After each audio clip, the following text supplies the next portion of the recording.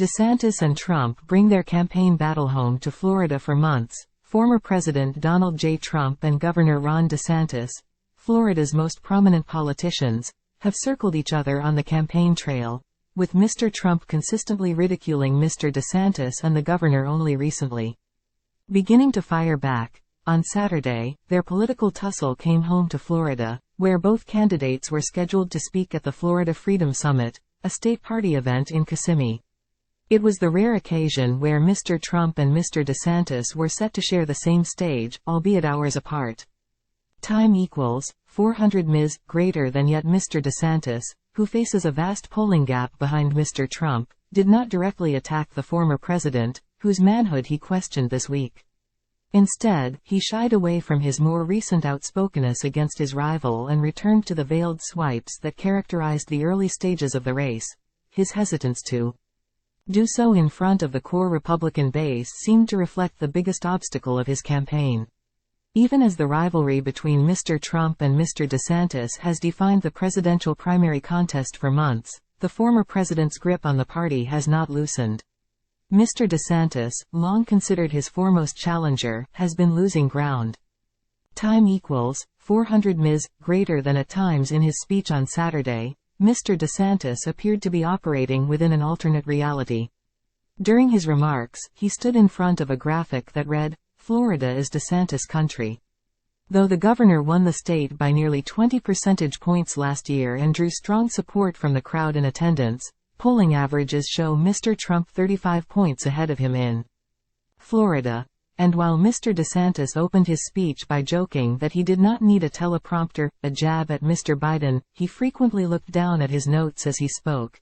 Even before either candidate showed up at the Florida Freedom Summit, the stage was set for the latest chapter in their bitter political duel. On Saturday morning, 5 Republican state lawmakers said that they were shifting their endorsements from the governor to the former president, a move first reported by The Messenger. Their defections came days after Senator Rick Scott of Florida, Mr. DeSantis's predecessor in the governor's mansion with whom he has a frosty relationship, said that he was backing Mr. Trump. Mr. DeSantis dismissed the significance of the legislators' about-face. "Look, this happens in these things," he said after signing the paperwork to file for the Florida primary. "We've had flips the other way in other states.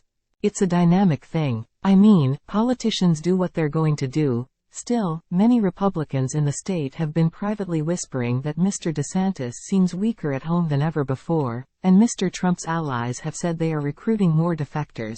"It's time to unite our party behind Donald Trump," State Senator Debbie Mayfield, one of the lawmakers who switched their support to Mr. Trump, said in a statement. Mr. DeSantis has governed Florida with a tight grip since his election in 2018, systematically expanding the powers of his office and using the weight of his endorsement to stack the legislature with allies. Even before Mr. DeSantis announced he would run in 2024, nearly 100 state lawmakers endorsed him for president. But the playing field has changed since Mr. DeSantis's campaign began to struggle this summer. He is now regularly ridiculed by his one-time ally, Mr. Trump.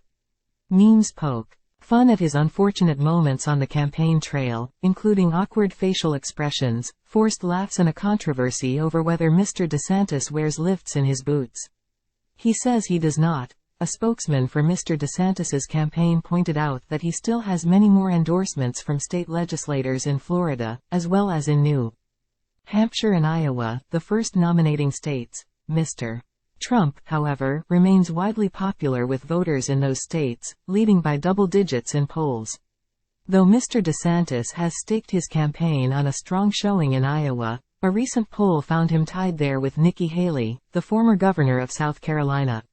She has edged him out in polls in New Hampshire as well. Ms. Haley was originally scheduled to speak at the summit but did not attend on Saturday. Her campaign did not respond to a question about her absence. Mr. Trump has taken glee at Mr. DeSantis's slips. "We just pounded him," he said at a rally in Houston on Thursday. "And now I think we're going to have to start hitting somebody else, because I think Ron looks like he's finished." Mr. Trump will again try to overshadow Mr. DeSantis on Wednesday, when the governor and other GOP rivals take part in the third Republican debate in Miami. The former president, who has announced that he will instead hold a rally in Hialeah, Florida, is skipping the debate once again, a decision Mr. DeSantis sharply criticized earlier this week but did not mention on Saturday. If Donald Trump can summon the balls to show up to the debate, I'll wear a boot on my head, Mr. DeSantis said in a television interview on Thursday. Time equals 400 Ms. greater than Mr. Trump's hold on Republicans in Florida was evident at the summit. Mark Spowage, 73, said he had considered Mr. DeSantis a Republican golden boy after he received Mr. Trump's endorsement in 2018. But his opinion of the governor plummeted when he announced that he was challenging Mr. Trump for the nomination, a shift shared by many of Mr. Trump's most loyal followers. How does he think he has the right to do that? Mr. Spowage, a software engineer, asked of Mr. DeSantis. Because from my position, Trump was ordained, like someone that God has anointed to somehow take responsibility. For him to stand up to Trump, wow. Time equals 400 Ms. greater than other candidates who criticized Mr. Trump were heckled. When former Governor Asa Hutchinson of Arkansas said that he believed Mr. Trump would most likely be found guilty in one of the criminal cases he is facing, the boos were ferocious.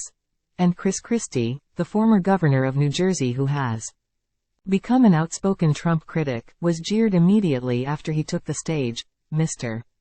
Christie was not dissuaded, firing back at the crowd, "Your anger against the truth is reprehensible." Jasmine Ulloa contributed reporting.